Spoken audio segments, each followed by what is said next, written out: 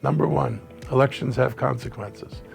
This year was defined by the consequences of the federal actions on Montgomery County during the first year of Trump's second term, with contract being controlled by the sycophantic Republican Party and a majority on the Supreme Court, who has enabled our president to act like a king or a dictator. He's also a president who claims that Americans want a dictator. We saw thousands of federal workers, contractors, and support staff lose jobs or face furloughs. In October, we opened the Federal Workforce Career Center to help people navigate sudden unemployment, retraining, and job searches. To our knowledge, this is the first center in the nation operating by a jurisdiction like ours to support displaced federal workers through personalized services and programs. Setting up a center like this doesn't happen overnight. Earlier in the spring, we recognized the need to support displaced workers and allocated $700,000 to set up the Career Center. This facility is located at 11510 Georgia Avenue in Wheaton and is operated by WorkSource Montgomery and its American Jobs Center. In its 2 months of operations, the center has served over 2,100 job seekers. Mobilize Montgomery was launched to coordinate help for job seekers. It brings together a diverse array of organizations, including the Montgomery County Economic Development Corporation, the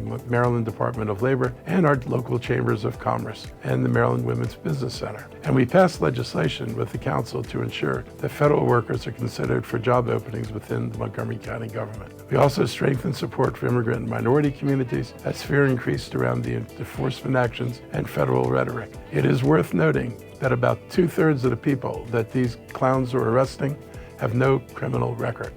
You heard me, no criminal record. They're just immigrants. Some parents were scared to send their kids to school. Others stopped attending their churches, while annual festivals and community events were either canceled or lacked attendance. The impact was noticeable and chilling. While we are not working with, cooperating, nor coordinating with any immigrant enforcement actions with the federal government, we also do not have the legal authority or ability to stop these actions. In 2026, Trump is intent on building his ICE army, and we could be looking at another year of disruptions in our workforce due to continued deportations. This is why I introduced the Trust Act to codify my executive order. We wanted it in the law to prevent future county executives from overturning this principle. This bill and our work over the past 6 years sends a clear message: we do not support immigrant bashing or unlawful detainment. Throughout the year, we have continued to communicate with all of our immigrant residents that, unlike federal agents, the Montgomery County Police Department clearly identifies itself in its uniforms, wears body cameras, and does not wear face coverings. This year, they added a new patch on the backs of their uniforms that now clearly designate that they are the Montgomery County Police. So there is no confusion between them and federal officials. Entering our second year under this administration, we remain dedicated to collaborating with our community partners to ensure the residents and families facing the threat of deportation receive the attention, support, and recognition they need.